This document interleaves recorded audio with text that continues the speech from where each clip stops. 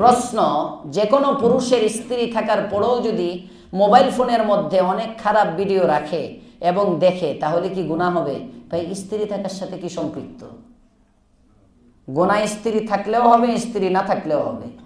এমন নাই যে ঠিক আছে আমার স্ত্রী নাই, আমি মোবাইল ফোনে বেরিয়ে বউ বানায় নিলাম। স্ত্রী থাকুক না থাকুক, মোবাইল ফোনে ছবি রাখা বাহারাল সর্বাবস্থায় গুনাহ। গুনাহে কবিরা, এটা চোখের জিনা। আপনি চোখে দেখলেন, চোখের জিনা হইল।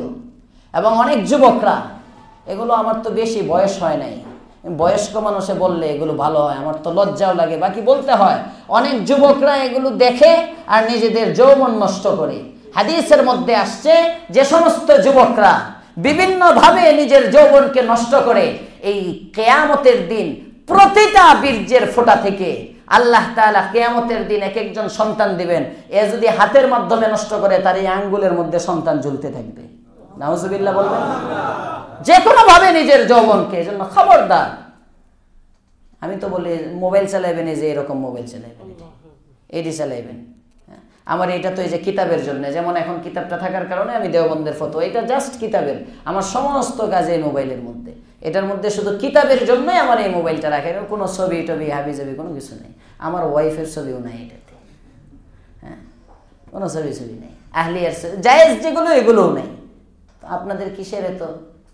এজন্য মোবাইল, স্ত্রী থাকুক বা না থাকুক, মোবাইলের মধ্যে খারাপ ভিডিও রাখা যাবে না।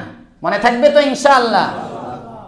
চোখে দেখলে চোখের জিনা হবে, কানে শুনলে গান বাদ্য বাজনা কানের জিনা হবে, কানের গোনা। যে কোনোভাবে এই সবগুলো জিনার হুকুমে।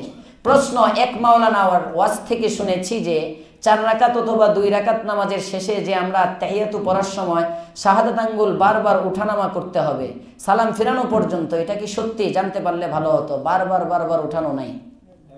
আমরা হানাফি মাযহাব, এটা মনে রাখবেন। আমরা কোন মাযহাব? হানাফি মাযহাব।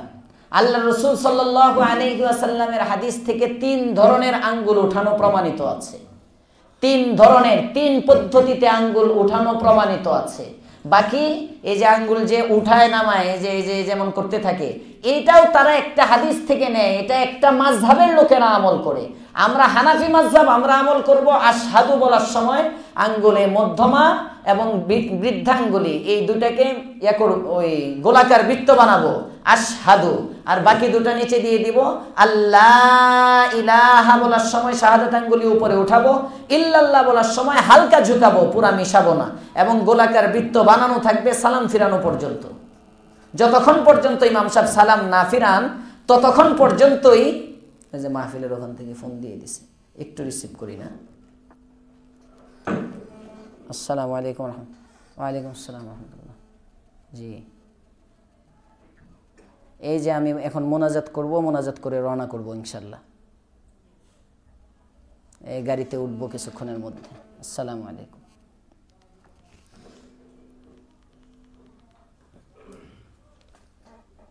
কিনা বলতেছিলাম, হাত উঠানো। তো আমরা যেহেতু হানাফি মাযহাব, আমরা এই মাযহাবটাকে ফলো করব আমাদের এই দলিলে।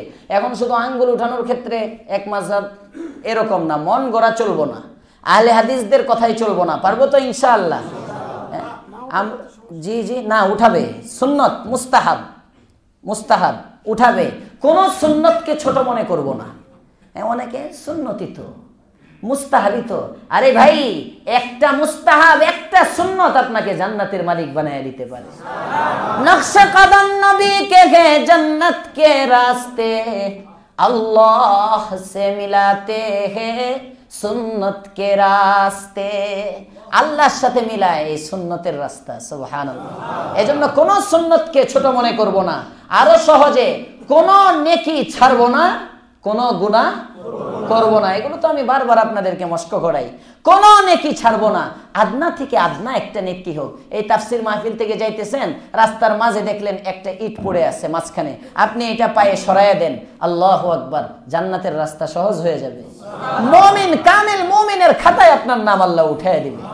আল্লাহর রাসূল বলেন, ইমাতাতুল আযা আনিত তরিক, রাস্তার থেকে কষ্টদায়ক বস্তু সরাইয়া দেওয়া, এটা মুমিনের পরিচয়। সুবহানাল্লাহ। এজন্য ছোট্ট থেকে ছোট্ট আমরা সুন্নত অনুযায়ী, সুন্নতি চলাফেরা হয়ে যাই, সুন্নত অনুযায়ী জীবন গড়ি। আল্লাহ তৌফিক দাও, বলেন আমিন। স্বপ্নের মধ্যে দুধ দেখলে কি হয়? স্বপ্নের মধ্যে দুধ খাওয়া দেখলে এলেম পায়। সুবহানাল্লাহ। বুখারীর হাদিস, স্বপ্নের মধ্যে দুধ খাইতে দেখলে ভালো, জেহেন বাড়ে, এলেম পায়। বুখারীর হাদিস, আল্লাহর রাসূল সাল্লাল্লাহু আলাইহি ওয়াসাল্লামকে হযরত ওমর রাদিয়াল্লাহু তাআলা স্বপ্ন দেখছেন। হ্যাঁ, ওমর রাদিয়াল্লাহু তাআলা তো স্বপ্ন দেখলেন না, আল্লাহর রাসূলই স্বপ্ন, ওমর রাদিয়াল্লাহু তাআলা স্বপ্ন দেখলেন। রাসূলের কাছে আসছেন যে ওই নবীজির শরীর থেকে দুধ বেয়ে বেয়ে পড়তেছে, আর ওমর রাদিয়াল্লাহু তাআলা চাটতেছেন। আল্লাহর রাসূল সাল্লাল্লাহু আলাইহি ওয়াসাল্লাম বলেন, ওমর, আল্লাহ তাআলা তোমাকে আমার ইলমের মিরাজ বানাবে, ইলমের দৌলত দিবে। ওযু করে কি নিজের চেহারা নিজে আয়নায় দেখা যাবে? হ্যাঁ, দেখবেন, দোয়া পড়বেন, আল্লাহুম্মা হাসসানতা খালকি ফাহাসসিন খুলুকি। আয়না দেখার দোয়া, আল্লাহুম্মা হাসসানতা খালকি ফাহাসসিন খুলুকি। ইয়া আল্লাহ, তুমি আমার অবয়বকে সুন্দর করেছো, তুমি আমার চরিত্রকেও সুন্দর করে দাও। প্রশ্ন, দাড়ি ছাড়া মসজিদে ইমামতি করা যাবে কিনা? আমি আজকে ওই মাগরিবের পরে বলতেছিলাম, আমার তো বয়ান টয়ান এখন করতে মনে চায় না, কারণ কখন আমার সরায় কোনো নেতা টেতা এসে এখানে বসে যায় তাফসির করতে। আপনারা কি নেতাদের রাস্তা ক্লিয়ার করার জন্য এই সমস্ত মাসলা জিজ্ঞেস করতেছেন নাকি? মাকরুহে তাহরিমি, কবিরা গুনাহ, ফাসিক। যার দাড়ি নাই সে ফাসিক, 24 ঘন্টা তার গুনাহ লেখা হয়। জিনার চেয়ে মারাত্মক গুনাহ দাড়ি কাটা। নাউজুবিল্লাহ বলবেন না? কারণ যে ব্যক্তি জিনা বেবিচারের মধ্যে ধর্ষণ, যেটা এখন চলে, ধর্ষণ আর জিনা এক না। জিনা উভয় পক্ষের সম্মতিতে যেটা অবৈধভাবে হয় এটাকে বলা হয় জিনা, আর সম্মতি ছাড়া জোরপূর্বক যদি হয় এটা হয় ধর্ষণ। তো এই ধর্ষণের চেয়ে মারাত্মক গুনাহ হলো দাড়ি কাটা। নাউজুবিল্লাহ বলবেন না? কারণ যে ধর্ষণ করে, যতক্ষণ ধর্ষক ততক্ষণ তার গুনাহ লেখা হয়। আর আপনি যে তাফসির মাহফিলে বসা, আপনি দাড়িটা নাই, আপনি তাফসিরের নেকিও লেখা হইতেছে, আবার গুনার খাতায় গুনার ফেরেশতার কলমও চলতেছে। আপনি যখন ঘুমিয়ে আছেন সমস্ত গুনাহ বন্ধ, কিন্তু আপনার দাড়ি কাটার গুনাহ চলতেছে। এজন্য এমন কোনো গুনাহ করবেন না যে গুনাহ সবসময়। অনেক মহিলা আছে চুল কাটে, চুল ছোট করে। এই চুল ছোট যারা করে, এ সমস্ত মহিলাদের 24 ঘন্টা গুনাহ হইতে থাকে। পুরুষের দাড়ি কাটা যেমন নিষেধ, মহিলাদের চুল কাটা এরকম নিষেধ। আল্লাহ বুঝার তৌফিক দাও, বলেন আমিন। ইমামতি করার জন্য বয়স কত হতে হবে? ইমামতির জন্য প্রাপ্ত বয়স্ক হইতে হবে। বুলুগিয়াতের যে আলামত, শরীয়তের দৃষ্টিতে প্রাপ্ত বয়স্কের যে নিদর্শন, এগুলো প্রকাশ পেতে হবে। আর যদি তার নিদর্শন প্রকাশ না পায়, তাহলে 15 বছর বয়স হলে ইমামতি করতে পারবে। কোকাকোলা, পেপসি, টাইগার, স্পিড ইত্যাদি এই সমস্ত খাবার খেতে পারবে কিনা? আমি কোকাকোলা পছন্দ করি, হ্যাঁ, বাকি টাইগার, স্পিড এটি খাই না। জিজ্ঞেস করছে, শুনেন, এইগুলো খাওয়া যাবে? এগুলোর মধ্যে যদি কোনো অ্যালকোহল, এমন স্পিডের মধ্যে কি মিশায় সম্পর্কে জানা নেই। বাকি কোকাকোলা, পেপসি এই দুইটা খাওয়া জায়েজ আছে, এর মধ্যে কোনো সন্দেহ নেই। দুইটা খাওয়া জায়েজ আছে, বাকি ভালো না আর কি। হ্যাঁ, না খাইলেই ভালো, যদি ক্ষতিকর হয় স্বাস্থ্যের জন্য। অনেকে বলছে এগুলো খাইলে নাকি মোটা হয়। খাইলাম কতদিন, মোটা হই না, চিকনা হই না।